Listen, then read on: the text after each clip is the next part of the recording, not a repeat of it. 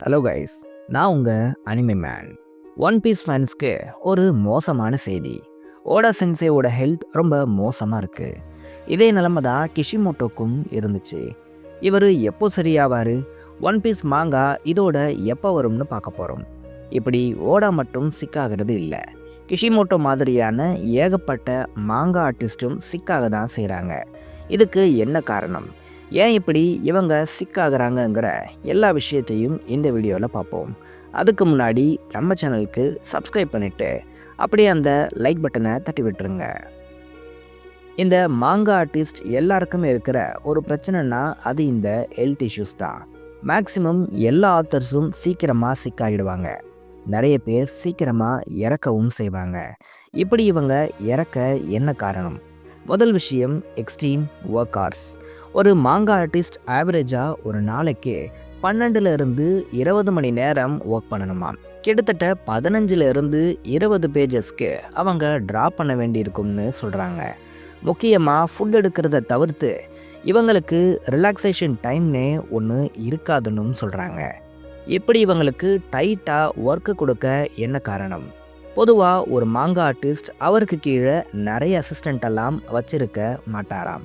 ரொம்பவே கம்மியான பீப்புள்ஸை வச்சு தான் ஒர்க் பண்ணுவாராம். இதுவே இவங்க எழுதுகிற மாங்கா ரொம்ப சின்ன மாங்கா, ஃபேன்ஸ் பெருசாக அதுக்கு அட்டென்ஷனே கொடுக்கலன்னா கண்டிப்பாக அங்கே இந்த அளவுக்கு கூட எம்ப்ளாயீஸ் இருக்க மாட்டாங்களாம். ஃபுல் அண்ட் ஃபுல் மாங்கா ஆர்டிஸ்ட் மட்டும்தான் எல்லா வேலையும் பார்க்குற மாதிரி இருக்கும். இது மாங்காவோட ரிலீஸ் டேட்டை பொறுத்தும் மாறும்னு சொல்கிறாங்க. அதாவது பிளாக் கிளவர் மாதிரி 3 மாதத்துக்கு ஒரு வாட்டி அந்த மாங்கா ரிலீஸ் ஆகுதுன்னா அதுக்கு அவ்வளோ ப்ரெஷர் இருக்காதாம். பட் வேலைங்கிறது அதிகமாக இருக்குமாம். இதுவே பொருட்டோ மாதிரி மந்த்லி மாங்கான்னா அங்கே பிளாக் கிளவரை விட அதிகமான ப்ரெஷருங்கிறது பொருட்டோ டீம் மேலே இருக்குமாம். இதுவே ஒன் பீஸ் மாதிரியான வீக்லி மாங்காவாக அது இருக்கும்போது தான் அங்கே இருக்கிற எல்லா ஒர்க்கர்ஸ்க்கும் அல்டிமேட் ப்ரெஷர் இருக்குமாம். இவ்வளோ ப்ரெஷர் அண்ட் ஸ்ட்ரெஸ்டாக ஒர்க் பண்ணுறது தான் இவங்க சிக்காக ரீசன்னு சொல்கிறாங்க. இவங்க இப்படி ஏன் ரொம்ப கஷ்டப்பட்டு ஒர்க் பண்ணணும்? ஓடா மாதிரி நான் சிக்காயிட்டேன்னு சொல்லிட்டு ரெஸ்ட் எடுக்கலாமேன்னு நீங்கள் நினைக்கலாம். அங்கே தான் செகண்ட் ரீசன் வருது. அதுதான் டைட் டெட்லைன்ஸ். இப்படி இவங்க உயிரை கொடுத்து வேலை செய்ய ஒரு பெரிய காரணம் இருக்குது, அதுதான் டெட்லைன்ஸ். பொதுவாக ஒரு சாப்டர் ரிலீஸ் பண்ணும்போதே அடுத்த சாப்டர் எப்போ வருங்கிற டேட்டையும் ரீடர்ஸ்க்கு அனௌன்ஸ் பண்ணிடுவாங்களாம். இந்த டெட்லைனை எக்காரணத்தை கொண்டும் மாற்றவே மாட்டாங்களாம். ஓடாக்கு மாற்றினாங்களேன்னு நீங்கள் கேட்கலாம். ஓடா மாதிரியான லெஜெண்டரி மாங்கா ஆர்டிஸ்ட்க்கு மட்டும்தான் இந்த மாதிரியான விஷயங்கள் எல்லாம் செய்யப்படும். ஏன் இது கிஷிமோட்டோக்கே கிடைக்கலையாம்? இதை பற்றி நான் பின்னாடி சொல்கிறேன். இப்படி டைட்டான டெட்லைனை போட்டு வேலை பார்க்குறதால தான் இவங்க இத்தனை ஹவர்ஸ் ஒர்க் பண்ணுறதா சொல்லப்படுது. அடுத்து மென்டல் ஸ்ட்ரெஸ் அண்ட் ப்ரெஷர். இப்படி டைட் டெட்லைன்ஸ், எக்ஸ்ட்ரீம் ப்ரெஷர்னால இவங்களோட மென்டல் ஸ்டெபிலிட்டி கூட பாதிப்படைகிறதா சொல்கிறாங்க. ஏன்னா இவ்வளோ ப்ரெஷரில் இவங்க இருந்தாலும் பேனல்ஸில் குவாலிட்டி அடி வாங்குதுன்னா அதை மறுபடியும் ரீடூ பண்ண சொல்லுவாங்களாம். இது அந்த மாங்கா ஆர்டிஸ்ட்டுக்கு டபுள் வேலையாக இருக்கும். இதனால் மாங்கா ஆர்டிஸ்ட்டுக்கு எக்ஸ்ட்ராவாக டிப்ரெஷன், ஆங்ஸைட்டின்னு எல்லாமே வருதாம். இது இல்லாமல் நான் முன்னாடியே சொன்ன மாதிரி டிராயிங், இங்கிங், ஸ்டோரி போர்டிங், எடிட்டிங்னு எல்லாத்தையும் ஒரே மாங்கா ஆர்டிஸ்ட் தான் பார்க்குற மாதிரி இருக்குமாம். ஓடா கூட இப்போ வரைக்கும் இது எல்லாத்தையும் அவரே தான் பண்ணுறாரு. அப்போது ஓடா கிட்ட அசிஸ்டன்ட் வைக்கிற அளவுக்கு காசு இல்லையான்னு நீங்கள் கேட்காதீங்க. ஓடா இப்படி பண்ண ரீசன் அவருக்கு அவரோட விஷனில் எல்லாமே இருக்கணும்னு தான். இப்படி எல்லாத்தையும் பண்ண வேண்டி இருக்கிறதால சாப்பிட்ற டைமை கூட இந்த மாங்கா ஆர்டிஸ்ட் சேவ் பண்ண வேண்டியது இருக்குது. இதுக்காக இன்ஸ்டன்ட் ஃபுட்ஸை இவங்க அதிகமாக டிபெண்ட் பண்ணுறாங்களாம். சில டைம்ஸில் ஃபுட்டையே அவாய்ட் பண்ணுறாங்களாம். இதனால் மாங்கா ஆர்டிஸ்டோட நிலைமை இன்னும் மோசமாகிறதா சொல்கிறாங்க. எல்லாம் ஓகே தான், பட் இதனால் உயிருக்கே ஆபத்து வருமானு நீங்கள் யோசிச்சிங்கன்னா அதுக்கு இந்த ஷெடியூலை பாருங்கள். இதில் நிறைய விஷயங்கள் போட்டிருக்கோம், நீங்கள் பொறுமையாக படிச்சுக்கோங்க. ஆனால் இதில் கிரே கலரில் இருக்கிறது தான் ஸ்லீப், எல்லோ கலரில் இருக்கிறது ஃபுட், ஒயிட் கலர் தான் ஃப்ரீ டைம். இந்த ஸ்லீப் எவ்வளோ கம்மியான நேரம் இருக்குதுன்னு நோட் பண்ணுங்கள். அதுவும் இல்லாமல் இது ஒவ்வொரு நாளைக்கு ஏற்ற மாதிரி வேரி ஆகிட்டே இருக்குது. ஒரு டைமுக்கு இவங்க சாப்பிட்றதில்ல, 8 ஹவர்ஸ்லாம் இவங்க தூங்குறதே இல்லை. ஃப்ரீ டைம் எடுத்துக்கிட்டா அது வெறும் 3 மணி நேரம் தான் இருக்குது. இந்த 3 மணி நேரத்தில் தான் இந்த மாங்கா ஆர்டிஸ்ட் அவங்களோட ஃபேமிலியோட டைம் ஸ்பெண்ட் பண்ண முடியும்.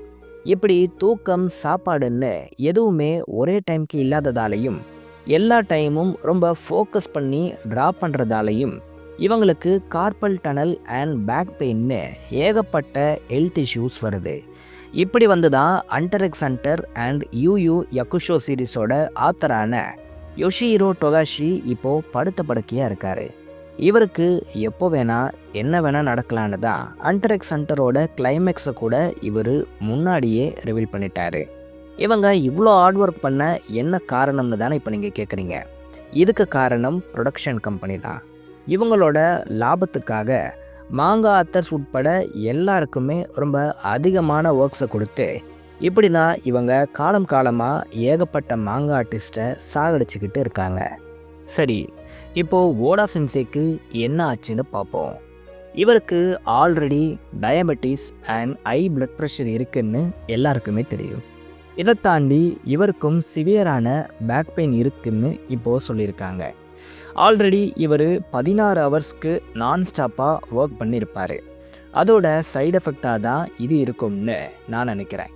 இதனால் இவரால் ஒன் பீஸ் மாங்காவை இப்போதைக்கு கொடுக்க முடியாதுன்னு சொல்கிறாங்க. இந்த வாரம் பிரேக் தான், பட் நெக்ஸ்ட் வீக் கன்ஃபார்மாக நியூ சாப்டரை கொடுக்க முடியுமாங்கிறது டவுட் தான். இந்த நிலமை ஓடாக்கு முன்னாடி கிஷிமோட்டோக்கும் வந்திருக்கு. ஆமாம், ஒரு இன்டர்வியூவில் கிஷிமோட்டோ இது எல்லாத்த பற்றியும் சொல்லியிருக்காரு. அதாவது இவர் கிட்டத்தட்ட 19 மணி நேரம் வேலை பார்ப்பாராம். ஸ்லீப்பிங் டைமுங்கிறது வெறும் 3 மணி நேரம் மட்டும்தான் இருக்குமாம். இதே மாதிரி கிட்டத்தட்ட இவர் 15 வருஷமாக வாழ்ந்திருக்காரு. இதனால் கிஷிமோட்டோ பல நேரம் அவரோட டெஸ்கிலேயே மயங்கி விழுந்திருக்காராம். நருட்டோ சீரீஸை கம்ப்ளீட் பண்ணது ஏதோ ஒரு பெரிய வாரை கம்ப்ளீட் பண்ண ஃபீலை அவருக்கு கொடுத்துச்சாம். இவர் முக்கியமாக மிஸ் பண்ணது அவரோட ஃபேமிலியை தானாம். ஏன்னா இவங்கள மீட் பண்ணுற வாய்ப்பெல்லாம் கிஷிமோட்டோக்கு கிடைக்கவே செய்யாதாம். அப்படியே கிடைச்சாலும் அது ரொம்ப ரேராக தான் இருக்குமாம். குறிப்பாக அவரோட சைல்டோட ஏர்லி டேஸில் இவர் இருந்ததே இல்லையாம். இதனால் அந்த டைமெல்லாம் மிஸ் பண்ணிட்டோமேன்னு இவர் ஃபீல் பண்ணியிருக்காரு. இதனாலேயே இவர் நருட்டோவை கம்ப்ளீட் பண்ண அப்புறம் புது சீரீஸை ஸ்டார்ட் பண்ணவே இல்லை. ஒரு பெரிய லாங் ரெஸ்ட்டை இவர் எடுத்துக்கிட்டாராம். பொருட்டோக்கு இவர் ஒத்துக்கிட்டது கூட இவர் டிராயிங்ஸ் அண்ட் இங்கிங்னு எந்த வேலையும் பார்க்க போகிறது இல்லை. ஜஸ்ட் ஒரு மேற்பார்வை மட்டும்தான் பண்ண போகிறதால தான் பொருட்டோக்குள்ளே இவர் வர அக்செப்ட் பண்ணார். இப்போ வரைக்கும் கூட கிஷிமோட்டோ எந்த ஒரு மாங்காவையும் ஸ்டார்ட் பண்ணுற ஐடியாலேயே இல்லையாம். இதுக்கு காரணம் இன்னும் கொஞ்சம் வருஷம் இவர் இதே லைஃப் ஸ்டைலில் இருந்திருந்தா கண்டிப்பாக நான் செத்துருப்பேன்னு அவரே சொல்லியிருக்காரு. இது மட்டும் இல்லை, இந்த நருட்டோ சீரீஸ் ரன் ஆன 15 வருஷமாக நான் வாழவே இல்லை, இப்போ தான் நான் வாழவே ஸ்டார்ட் பண்ணியிருக்கேன்னு ரொம்ப வேதனையோட கிஷிமோட்டோ சொல்லியிருக்காரு. இப்படியாப்பட்ட ஒரு லைஃப்பை தான் மாங்கா ஆர்டிஸ்ட் வாழ்கிறாங்க. மோஸ்ட் ப்ராபப்ளி கிஷிமோட்டோ அவரோட அடுத்த மாங்காவை ஸ்டார்ட் பண்ண மாட்டேங்கிற மாதிரி தான் இறுதியாக சொல்லி முடிச்சிருக்காரு.